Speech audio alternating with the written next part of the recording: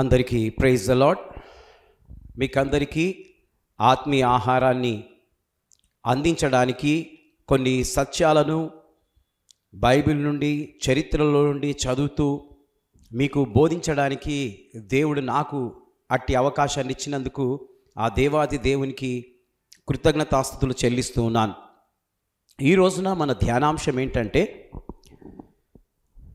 ఇత్తడి సర్పం, బ్రోంజీ సర్పెంట్ అనగా ఇది తాపకరమైన పాము.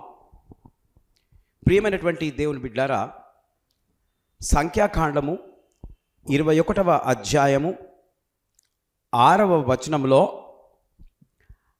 అందుకు యెహోవా ప్రజలందరికీ తాపకరమైన సర్పములను పంపగా అవి ప్రజలను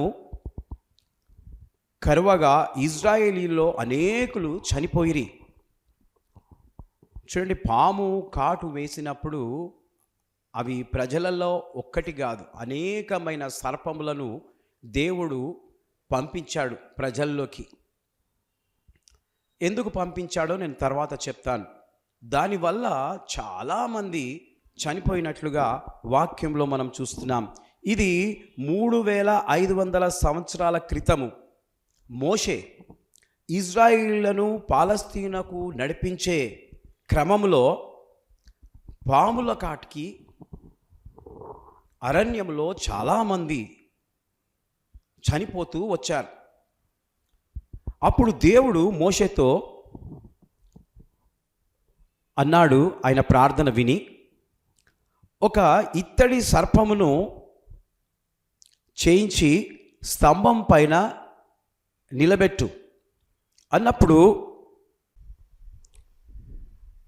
ఆ ఇత్తడి సర్పమును నిదానించి చూచిన వారు బ్రతికారు. ఈ మాట సంఖ్యాకాండము 21వ అధ్యాయం 9వ వచనంలో వ్రాయబడి ఉన్నది. ఆ ఇత్తడి సర్పమును మోషే చనిపోయిన తర్వాత అది అలాగే ఉండిపోయింది ఆ స్థలంలో.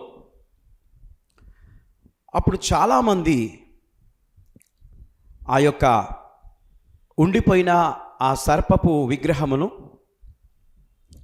పూజించడము ప్రారంభించారు. తరువాత గ్రీకు కాలంలో అప్సిలిఫియస్ అనే వైద్యుడికి గుర్తుగా పెట్టారు. అలా ఇప్పుడు చాలా హాస్పిటల్స్లో చూస్తూ ఉంటాం ఆ గుర్తు. అలాగే వరల్డ్ హెల్త్ ఆర్గనైజేషన్ వారు కూడా యూజ్ చేస్తూ ఉన్నారు.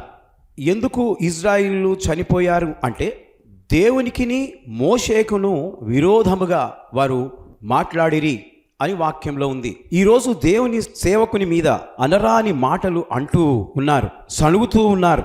దేవుని బిడ్డలారా, దేవుడు చూస్తున్నాడు, వింటున్నాడన్న మాట మర్చిపోతున్నాం. జాగ్రత్త. ఎప్పుడు ఏ రూపంలో ఏది కాటేస్తుందో నీకు తెలియదు. ఏ సమస్య వచ్చి పడుతుందో నీకు తెలియదు. Be careful. హాస్పిటళ్ళల్లో ఈ సింబల్ బైబిల్ నుండి వచ్చిందని ఎవ్వరికీ తెలియదు.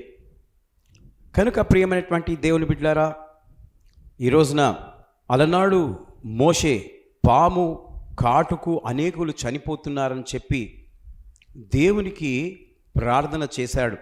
ఆ ప్రజలందరూ వచ్చి మోషే కాళ్ళ మీద పడి ఏడుస్తూ ఉన్నప్పుడు, మాలో చాలామంది చనిపోతున్నారు అన్నప్పుడు దేవునికి మొరపెడితే దేవుడు మోషే యొక్క ప్రార్థన విని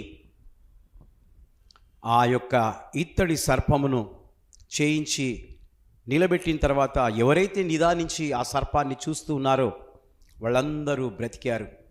ఈరోజు యేసునందు విశ్వాసం ఉంచి నీవు